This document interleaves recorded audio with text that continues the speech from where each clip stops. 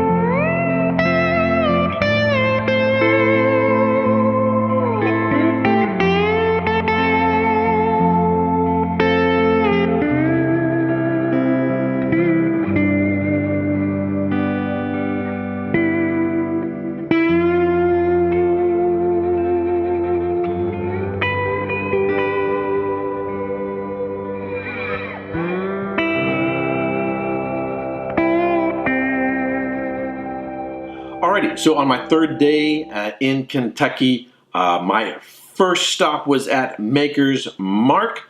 I hope you enjoyed the photos in the video. Get sort of a sense of what it's like to tour the distillery. Maker's Mark, their distinctive is that they use this red winter wheat rather than rye. So whereas Bullet tends to use a little bit more rye, so you get a spicier bourbon. Maker's Mark is a softer, maybe sweeter, a more croissant-like bourbon. You saw at the end of the photos there that there were these little glasses in which we did our tasting. We tasted the Maker's White, which I will talk about in just a second. We did the Maker's Mark, which is bottled at 45% alcohol by volume or 90 proof. Probably the most well-known of Maker's Mark. Then we did the Maker's Mark 46, which is bottled at 94 proof or 47% alcohol by volume. And the 46 is aged with these staves inside of it, and different types of staves offer different spice notes. You probably saw a photo there of an open barrel with these sort of cross staves inside. That's what that was all about. If you don't remember, you can go back and watch it and see that. And then the cask strength, which I'll be reviewing in this video, goes through the same process as the 46, but it is bottled at cask strength. So it's at, it depends on the bottle, because there's going to be barrel variation. This one is at 110.9 proof or 55.45% alcohol by volume. So because there's differences in casks, there can be some slight differences in the bottle. So this one's 55.45% alcohol by volume, and other bottles would be at a different rate. So at the end of the tour, after doing tasting, you have an opportunity to buy some bottles and actually do your own dipping. Now, if you saw the Jim Beam video, in which I bottled my own bottle of Knob Creek, at that distillery, they dipped it for you, probably the lawyers, get a bit antsy about people, dipping a bottle into some hot wax. Well, at Maker's Mark, you get to dip your own bottle. And here is a short series of photos of me dipping this bottle.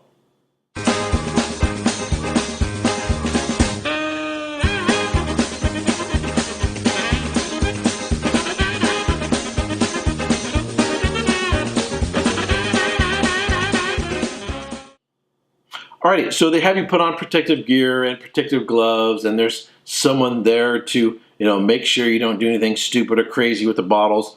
In fact, you can't leave with a bottle without it being dipped. You can have somebody else dip it for you if you didn't want to, but otherwise it would be an open container.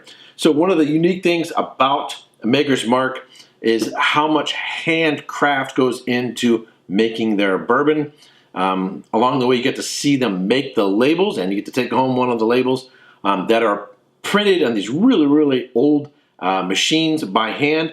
Each bottle is dipped by hand. This one was dipped by me. And so it's really more of a hands-on operation than a lot of other distilleries, which is kind of cool. They also don't blend their barrels to get a consistency. They actually rotate their barrels. So most distilleries, the top of the rick house where they age the bourbon in the barrels, the top is hotter than the bottom, and the middle is sort of just right. And so most places, most distilleries will blend in order to get a consistency.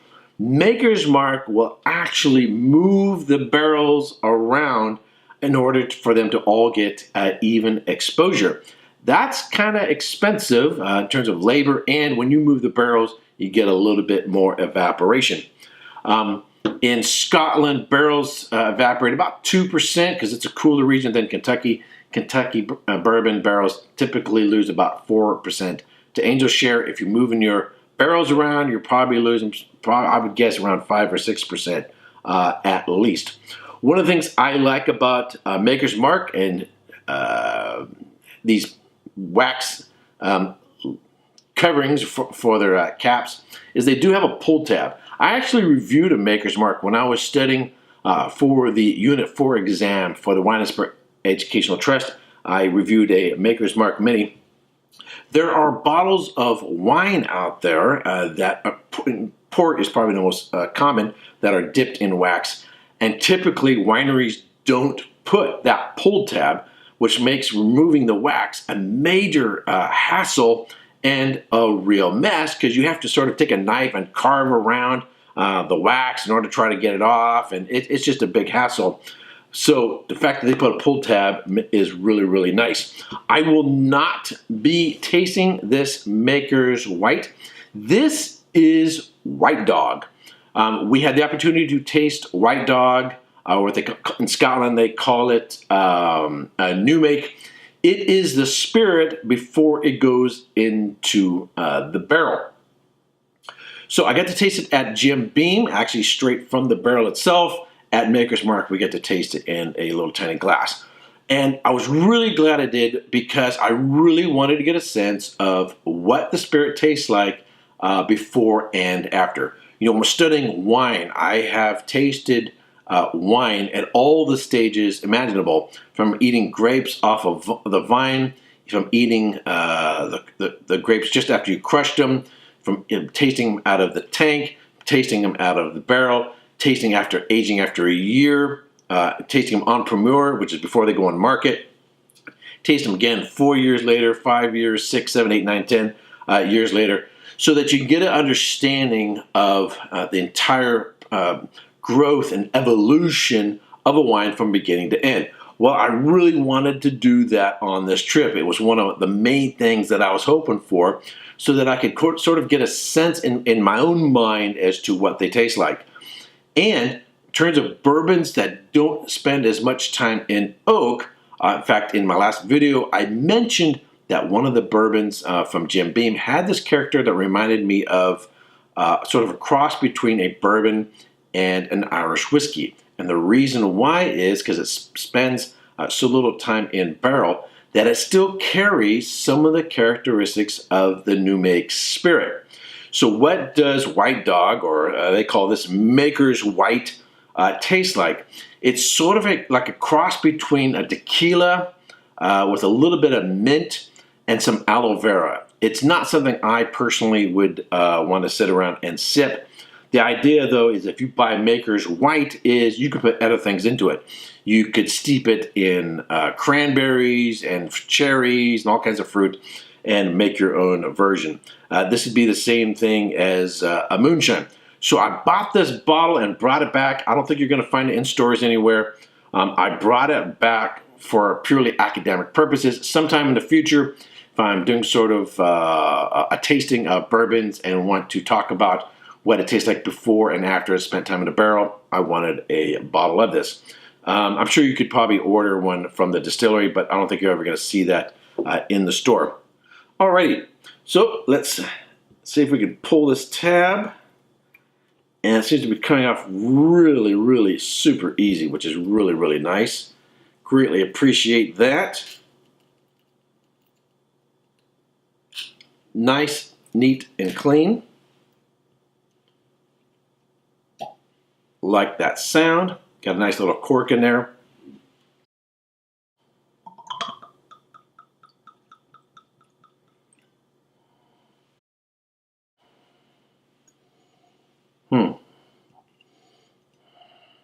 I'm going to roll this around a little bit, trying to get some air in there. I would say of all the distilleries that I visited on Kentucky, Maker's Mark was probably my favorite. If you go out there, it is out in the country. I believe the town is called Loretto.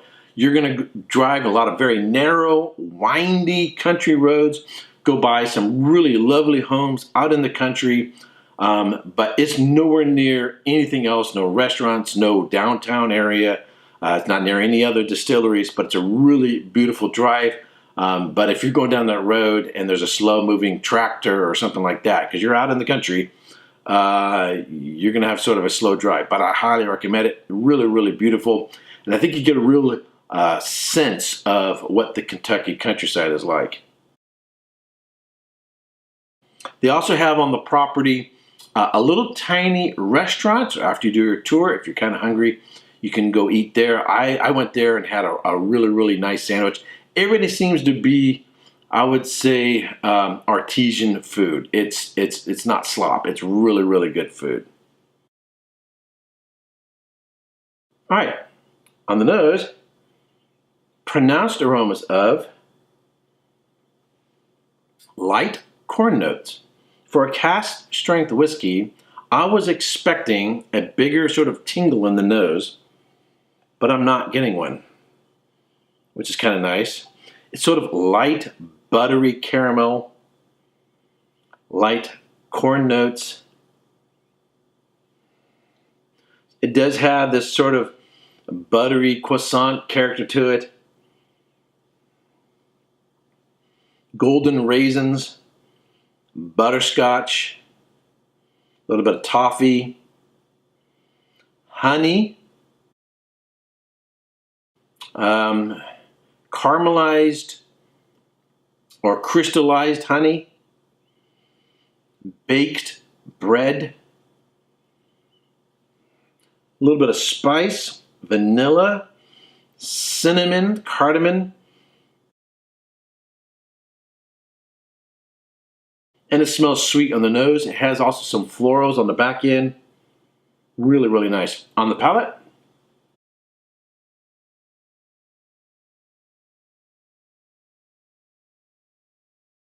nice. One more.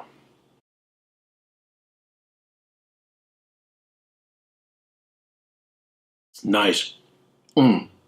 So this is they hand write on there the proof and the alcohol level. And the distiller's name, I don't know if you can see that, the distiller's name is signed on the back of it, so every bottle is signed. I would say on the palate, the nose is confirmed. There's a slight tingle on entry, but then super smooth in the middle through the finish. It's medium in embodied, sort of a light syrup consistency to it. It has a really long finish on the nose. On the palate, on the nose is confirmed. Get those sweet, like those butterscotch candies, toffee, caramel, vanilla wafers, vanilla pudding, a little bit of white pepper, and on the back end, I get the floral notes. It is semi-sweet, moderate acidity, full-bodied, and right now I can still taste it now. It has a really, really long finish. Out of all the ones we tasted at the distillery, this was my favorite, which is why I picked up a bottle. Alrighty, that's about it for this review. If you go to Kentucky and you're visiting distilleries, I would put Maker's Mark on your must-see visit list. Alrighty, that's about it for this review. If you have subscribed to this channel, I want to thank you very much. If you haven't yet subscribed, but you like watching my videos, I would greatly appreciate it if you would subscribe. And if you like this review, give it a thumbs up. Until next time, cheers.